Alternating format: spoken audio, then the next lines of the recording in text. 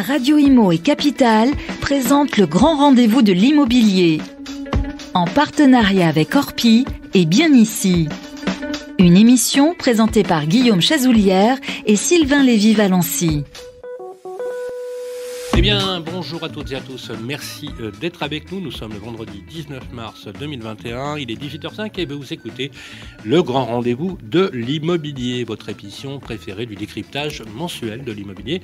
Et comme chaque mois, ce rendez-vous a été préparé conjointement avec nos confrères de Capital et mon éternel complice, Guillaume Chazoulière. Comment ça va, Guillaume ? Bonjour Sylvain et merci beaucoup. Alors, on va parler crédit. Voilà. Crédit, ouais, voilà. Bon, c'est pas une surprise, c'est une surprise, plus une surprise pour personne. Les taux des crédits immobiliers, on va dire, sont historiquement bas. Je crois même qu'ils ont encore battu un record en début d'année, on en reparlera tout à l'heure. Mais est-il pour autant si facile d'accéder au crédit alors que les banques sont encouragées, en théorie, à desserrer leurs conditions d'octroi depuis le début de l'année? Et autre question que l'on se pose, comment négocier, faire fondre le coût de l'assurance, du prêt, en fait, du prêt, dans ce contexte de taux bas? L'assurance pèse de plus en plus lourd. Alors avec nous, pour parler de tout ça, nous recevrons tout à l'heure Cécile Roclor, porte-parole du courtier Empruntis, et Astrid Cousin, porte-parole du courtier en assurance de prêt, Magnolia. Bonjour à toutes les deux. Bonjour. Bonjour. Bonjour mesdames, je suis ravi de vous recevoir.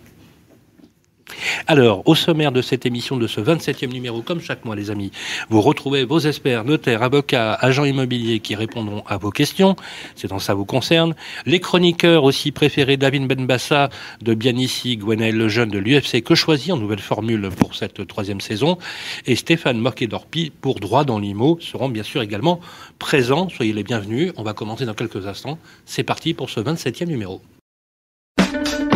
Le grand rendez-vous de l'immobilier, le grand témoin. Alors, à quel taux peut-on emprunter? À quelles conditions peut-on accéder au crédit en ce début d'année? Il y a eu pas mal de remous avec le HCSF notamment, avec des prises de position qui sont plutôt favorables, notamment pour les courtiers. Et pour faire le point sur le crédit immobilier, nous avons le plaisir d'avoir sur le plateau de grandes professionnelles. Cécile Roclor est avec nous, porte-parole de Empruntis, voilà, le bien nommé. Comment ça va, Cécile? Ça va très bien, merci Sylvain. Ravi. Et Astrid Cousin, porte-parole de Magnolia. Tout à fait. Vous avez un patron amateur de Claude François ou... Non, c'est un pur hasard, mais on nous le demande souvent. Non, parce qu'on a failli mettre Magnolia, là. Ouais, je sais, c'est tentant. Ah ouais, non, mais c'est un kiff total. Remarquez, je vais vous dire, si on voit un banquier ou un assureur qui se met à danser sur Magnolia, il y a de l'espoir pour la société. Voilà, c'était pour détendre un peu aussi l'atmosphère, parce que parler de crédit, c'est pas uniquement rébarbatif, c'est un sujet extrêmement important. Et d'ailleurs, je vous propose comme méthode que la première question soit posée par notre ami Guillaume. Comme il se doit. Absolument. Rebonjour à toutes les deux. Alors, on l'a dit tout à l'heure, après avoir imposé l'an passé aux banques de resserrer leurs conditions d'octroi de crédit, le gouvernement fait une machine arrière depuis le début de l'année en leur demandant cette fois de lâcher du lest. Alors la première question, elle s'adresse à vous, Cécile. Concrètement, qu'est-ce qui change aujourd'hui pour les particuliers par rapport à l'an passé ? Alors effectivement, vous le disiez Guillaume, il y a un léger desserrement des critères demandés par le HCSF. Depuis le début de l'année, vous pouvez emprunter sur 25 ans plus 2 ans, c'est la petite nouveauté. Ça va être uniquement pour les projets dans le neuf ou dans la rénovation pour l'ancien. Vous allez également ne plus avoir de critères de nombre d'années de revenus pour pouvoir calculer votre emprunt, puisque dans la version 2019-2020, vous ne pouviez pas excéder 7 années de revenus pour faire votre crédit immobilier. Ça veut dire que vous gagnez 3 000 €, vous ne pouviez pas emprunter au maximum de votre capacité d'emprunt. Et puis, vous avez un autre critère, c'est le taux d'endettement. Celui-là, il continue à faire débat. Les banques, habituellement, regardaient votre taux d'endettement et se limitaient à 33%. Elles pouvaient aller un peu au-dessus si elles jugeaient que votre dossier n'était pas trop risqué. Le HCSF, l'année dernière, a dit, hop là, 33%, c'est notre dernier mot. Cette année, petit allègement, on monte à 35%, mais on va intégrer obligatoirement l'assurance emprunteur, ce qui n'était pas pratiqué par toutes les banques. Alors ça, c'est très intéressant. Et justement, peut-être une question là-dessus sur l'assurance emprunteur. Alors, justement, l'assurance, c'est quelque chose qui a fait beaucoup grincer les dents. Et notamment la différence entre l'emprunt amortissable par rapport à l'assurance et les mensualités constantes. Parce que, effectivement, on a parfois du mal à s'y retrouver. Donc, la prise en compte du calcul, donc dans l'assurance du calcul d'endettement, est-ce que finalement, globalement, avec l'impact de l'assurance, ça exclut une partie des Ça fait plus de perdants que de gagnants, quoi, concrètement. Pour les banques qui ne l'intégraient pas dans le calcul, oui, ça veut dire qu'en fait, Ah oui. les 2%, les 2 points de plus que vous avez en taux d'endettement, vous ne les avez plus. Et la question, Ils sont c'est elles grignotés étaient par- nombreuses, ces banques, à l'intégrer déjà, alors que maintenant, c'est obligatoire. Oui. Elles étaient un gros tiers. Mais oui, parce que... Un gros tiers des banques. Ouais. Et Tout à d'ailleurs, fait. c'est là que vous voyez l'impact, en fait, de l'impact de la dégressivité de la prime par rapport à la capacité d'emprunt dans la visualisation du prêt Sur le taux d'endettement. et du taux d'endettement. Et puis, on s'est dit, le HCSF relâche de 2%. On sait qu'on a des livres de crédit qui peuvent monter à plus de 25 ans pour le neuf, notamment. On peut monter jusqu'à 27. Mais le problème, c'est l'assurance. Est-ce que ça exclut de facto?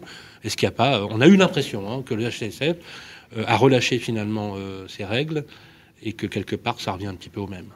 Ce qui exclut réellement avec l'assurance, c'est le taux d'usure, hein. Plus que les recommandations du HCSF, pour le coup. Vous pouvez rappeler à nos auditeurs ce que c'est que le taux d'usure? Alors, le taux d'usure, c'est le taux maximum que doit avoir votre financement en intégrant le crédit et tous les accessoires obligatoires du type l'assurance emprunteur, les frais de dossier, les frais de la banque. Donc, en gros, la garantie, tous les frais connexes à votre crédit qui sont obligatoires sont intégrés dans un taux maximum qui est défini par la réglementation et qui est calculé en fonction de ce qui a été fait les mois précédents, le trimestre précédent. Alors, il y a aussi un critère qui est très important, parce qu'on a parlé surtout du taux d'endettement. Là, taux d'endettement, on a compris, maintenant, assurance obligatoire, alors qu'avant, c'était qu'un tiers des banques qui rendaient qui intégraient l'assurance. Mais il y a un autre critère qui est très important, c'est l'apport.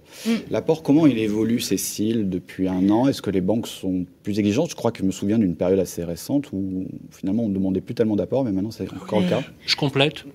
Les crédits à 110%, fini? Il y en a encore. Non, il y en a encore. Il y en a encore. Nous, chez Empruntis, Quand on dit 110, c'est 100% du crédit plus les frais de Alors, notaire. exactement. En fait, on le achète fameux pour zéro, 110%, c'est 100%, c'est le prix du bien. Ouais. Et 10%, c'est les frais annexes qui sont en général alors, ce qu'on appelle les frais de notaire de façon indue, Droits de puisque c'est mutation. d'abord des droits de mutation à titre onéreux. Et puis les frais de garantie que vous allez obligatoirement avoir, parce qu'en général, on voit un bien à 100, on se dit que ça va coûter 100. En fait, non, ça va coûter 110.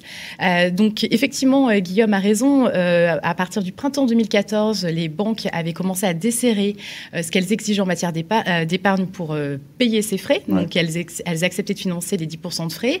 Ça s'est petit à petit relâché. On était arrivé avant les recommandations du HCSF à quasiment toutes les banques qui prêtaient sans apport. Alors, pas toutes de la même façon. Hein. Il y en avait qui vous disaient je fais du 110% que pour les jeunes qui sont en plein démarrage de carrière et dont les revenus vont augmenter. Les primo-accédants. Alors, principalement les primo-accédants, mais ce ne sont pas que des jeunes en début de carrière, les primo-accédants. Hein. On a le droit d'acheter son premier logement. Qui a 50, 60 000 euros pour des... Non, mais c'est vrai, pour démarrer. Alors, c'est valable à Paris, mais Oui. c'est moins valable en C'est région. surtout intéressant de savoir ce qui se passe maintenant. Oui, et maintenant, aujourd'hui, ce qu'on... qu'on constate, c'est qu'en gros, 10% de nos emprunteurs arrivent à avoir du 110%. Oui. Sous réserve de critères. Donc, on parlait 10%. tout à l'heure 10%. Alors qu'on est monté jusqu'à 20% en 2019. Ce qu'il faut savoir, c'est que la banque, en fait, aujourd'hui plus que jamais, elle va regarder un faisceau d'éléments ensemble. Elle va regarder l'apport. Est-ce que j'ai été en capacité de mettre de l'épargne de côté, donc d'avoir des marges de manœuvre budgétaires tous les mois pour mettre 50, 100 euros de côté. Et donc, ça veut dire que potentiellement, j'ai un peu de marge de manœuvre et si demain, je dois changer la chaudière, si demain, j'ai des frais de copro, je sais que j'ai un peu de capacité sur mon budget à mettre de côté et à répondre à ce type de besoin. Elle va regarder ce qu'on appelle le reste à vivre. Alors, c'est un critère qui paraît complètement abscon pour la plupart d'entre nous. C'est ce qui me reste pour vivre une fois que j'ai payé tous les incontournables. Les impôts, les crédits, les loyers, tout ce que la banque estime comme étant un incontournable. Alors vous me direz, c'est quoi ce que la banque estime être un incontournable? En fait, même principe que si on faisait un tour de table aujourd'hui. Si vous fumez, vous me diriez que les cigarettes, c'est incontournable. Si vous avez un loisir particulièrement nécessitant beaucoup de budget, ça serait incontournable. Donc chaque banque a sa définition et elle va fixer un minimum, un seuil en disant, voilà, si vous avez moins de 400 euros après toutes ces charges, en fait, je vous prête pas, ou moins de 1500, ça dépend les banques. Et puis, elle va regarder le taux d'endettement. Et en fait, sur ces 3 critères, elle va regarder. En clair, ça veut dire quoi? Si vous voulez emprunter sans apport, il ne faut pas être au maximum de votre capacité d'endettement. Sinon, la banque estime qu'il y a trop de risques. Si vous voulez emprunter au maximum de votre capacité d'endettement, il va falloir mettre de l'apport.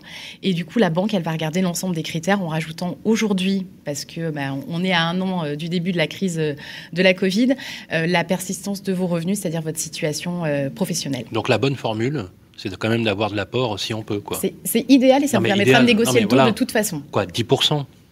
Alors, l'idéal, c'est 10% les frais. Si vous avez un peu de rab, c'est mieux. Ça vous permettra de jouer la négo avec la banque. Guillaume. Il nous reste très peu de temps, Sylvain. Il y a encore 2 questions à aborder sur le crédit avant notre petit micro-trottoir. Je voudrais juste poser une question sur les taux. C'est quand même important, les taux.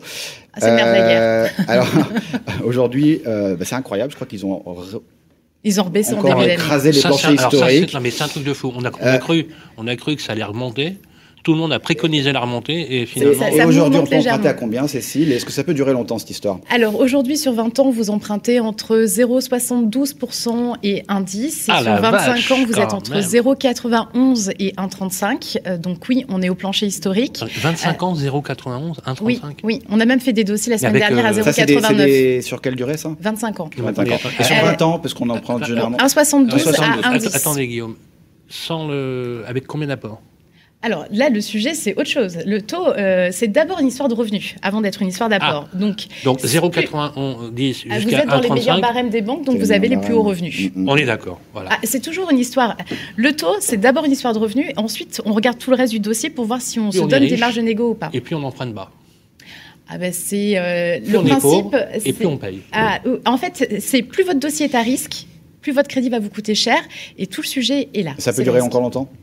Logiquement, ça va au moins durer jusqu'à la fin du premier semestre parce qu'aujourd'hui, les banques ont des objectifs hyper ambitieux de crédit immobilier. Oui, tout à fait classique. Et puis surtout, on n'a pas encore vu de contre-coup de la crise pour l'instant, donc tout va bien.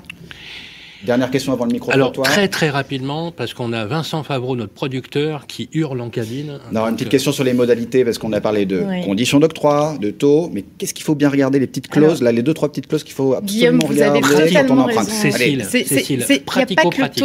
Il n'y a pas que le taux, il y a aussi la modulation des échéances et le report. C'est-à-dire qu'aujourd'hui, on sait tous qu'un crédit, on peut avoir besoin de temps en temps de faire une pause parce qu'il y a une crise qui n'était pas prévue et on s'est retrouvé en chômage partiel. On peut avoir besoin d'augmenter ou de baisser sa mensualité de façon partielle. Il faut savoir que toutes les banques ne pratiquent pas pareil. Un simple exemple, aujourd'hui, il y a un tiers des banques qui ne vous proposent pas un report de au moins une échéance dans la durée de vie de votre crédit. Oui, je croyais qu'il y avait 6 mois de report minimum pour tous les contrats. Pas du tout.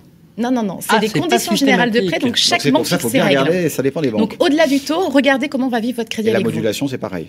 La modulation, ça varie entre je peux baisser de moins 2% à je peux baisser jusqu'à moins 30% ma mensualité. Je vais pouvoir baisser une fois, plusieurs fois dans la durée de vie de mon prêt. Question, j'ai hérité de mamie. Ma mamie, elle m'a laissé un peu...